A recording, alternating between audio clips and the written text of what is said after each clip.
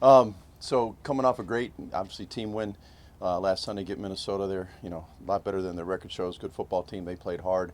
Their special teams played hard. I thought they covered punts really well. I thought we covered well. Obviously, the two big field goals by Chase were huge in that game, and we got to get Jamie started up a little bit quicker. He had the first punt was not very good, and after that, the second half we punted 6 times, and 4 of those we pinned him inside the 20. So that's what we got to do.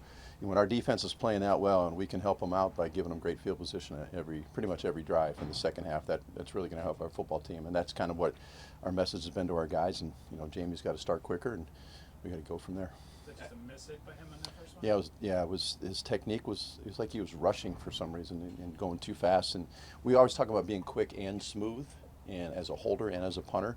He was quick, but he was not very smooth on that. So that's kind of been our focus this week, of getting back to not slowing him down per se, because you don't want to be too slow with your get off, but you want to go ahead and be more smooth, and that's what we've been working on. I mean, other than that, have you been happy with what Jamie's done this year? You mean he had the one miss hit against Houston that worked out in our favor, set up a touchdown, obviously.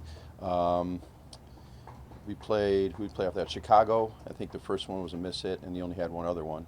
And then, he came up, he had, 6 second half punts. We only had 5 punts in 3 games. We had 7 in that game, 6 coming in the second half. So that was going to be a field position battle in that second half, and I thought he came through for us. We talked to you last week about Chase with the 57-yarder, then he makes a couple other long ones now. Mm-hmm. Is this making you guys kind of reevaluate when you're going to try a field goal, when you're not? I know you've talked about it being a game-to-game and situational thing, but... I think coach he's probably already told you, is going to be by situational. He felt going into that game it might have been a higher scoring game, which is why I think he went on 4th down, and that's, he's an aggressive guy that way, and it's worked out in our favor for most of the time the last couple of years. So I don't think that changes. Again, it's going to be a situational thing with coach, and when asked upon, Chase is supposed to go out there and do his thing, and so far so good. Mike, I've always been curious about that, a punt where nobody lines up over those gunners. And we saw it Monday night where Renfro comes flying up. Yeah, it was a great play. So, how do you teach that, and do you ever leave those guys uncovered? And no, I think the Raiders only had 10 on the field. Okay. I think there was a defense stay look, and they forgot to put their right corner out there. And I told our guys, I showed that play this morning, I said that's not going to happen to us. They might run that fake, which we'll be ready for.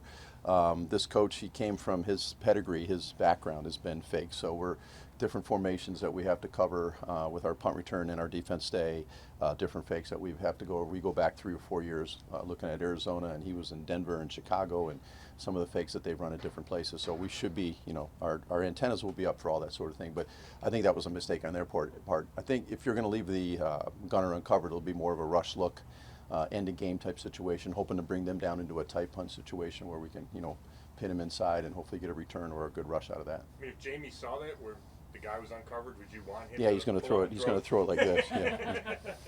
He will not throw it overhand. He will throw it his rugby style. Was that their special teams coach at the yard marker jumping up and down? Yeah. It was Coach Swinton. He was pretty fired up, and what a great play by the returner, Renfro. Wow. I mean, he just to see it, and I saw the TV copy of it, and he just snuffed it out. It was a great play by him. That was a big play.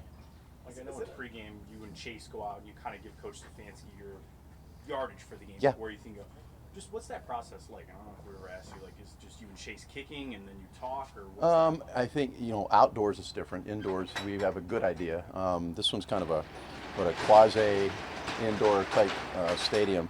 In fact, they had a weather delay the other day, which kind of freaked me out. I thought it was an indoor stadium, apparently, because I've never been there. But the flags do move a little bit. But I think it's on his pregame, how he's hitting the ball, his confidence level, which is normally high. That's going to apply more in our stadium and other outdoor venues where you need to figure out, hey, what are the winds doing? What's our best bet here? Is it line of scrimmage 35? Is it line of scrimmage 30? Line of scrimmage 40? I told Coach before the Chicago game that he had a 61-yarder in the direction he had a 57-yarder, which is why Coach went with the field goal there. Last week, anytime you're indoors, that 35-yard line is probably a good gauge. That's a 53-yarder, and from there it's kind of a situational type kick. Is there any extra challenge going to a stadium that you aren't real familiar with, and there isn't a lot of data on it? It's only been open for like 2 years. Yeah, the second year. So I'll have these guys watch punters and kickers and just other specialists and what they've done there. Could be younger kickers, older kickers, really doesn't matter, just to kind of get a feel for what the stadium's going to look like. And then these guys like to go out. We all go on that first bus, so we're there 3 hours before the game. So you walk out there and you kind of check it out. I mean, it's kind of like a Hoosiers moment, right? So when you go out and they'll say at Butler Fieldhouse, right, when they went out, which is one of my favorite scenes. But you know, it's football. But I think with the wins, that won't be much of a factor. And but you go out there and kind of check out the stadium first, and then go from there. It's kind of like the Minnesota Stadium. A lot of guys hadn't been in that one. That's a gorgeous stadium, and like I said last week, it's a really cool venue. Is it really? Well, I'm not going there. It's too close to Halloween. Yeah, The opposite of Denver. yeah, that's right. Are we going to see you out there with the tape measure like Gene Hackman? No, I don't bring my tape measure. I'll bring my stopwatch. I won't bring a tape measure. If I bring my tape measure, I might start crying because I love Hoosiers, especially at the end. I mean, Jimmy Chitwood hits that shot. I mean, who doesn't cry during Hoosiers? Yeah. Field turf is prevalent around the league. Are there different surfaces with that now? Yeah. It used to be there was different types of artificial surfaces, but Mhm. it seems like the field turf is the standard use. So is there a difference built in? I think every place is a little bit different. Like Minnesota's was kind of soft, squishy, a little bit, much more so than our indoor facility, and then this one will be a little bit different as well. So that's a great question because I think you got to go out and you got to kind of feel for that as well. Shedding any tears. Moment. But for the Steelers, but did you see that offside call? And Yeah, that was a great get off. That wasn't offside. I wouldn't want that called on us, obviously.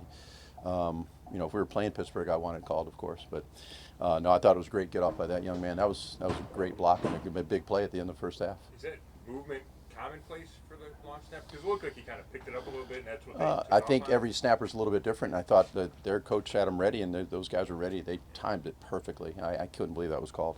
That was tough. I mean, it's hard to officiate that play because it's such a quick play. But I thought he was okay. That's the last question I gets about the Steelers. Are you kidding me? Please, one more from somebody. We asked you, Jimmy, about Jimmy Chitwood. That's true. Man, what a great shot. He said, I'll make it, and he did. Best sports movie of all time? Hoosiers is a great one. Remember the Titans is a great one. Cheaper by the Dozen is a good one because it's about a coach, and you know he's got a great family like I do. We good? Thanks, guys. Wait. Why remember the Titans? Why remember the Titans? Well, the acting was phenomenal. It's a football movie. It's a high school movie. Back in the '60s, I think. It was just a cool movie. The way that team came together. I love how locker rooms and teams and chemistry of locker rooms comes together. It's a pretty cool movie.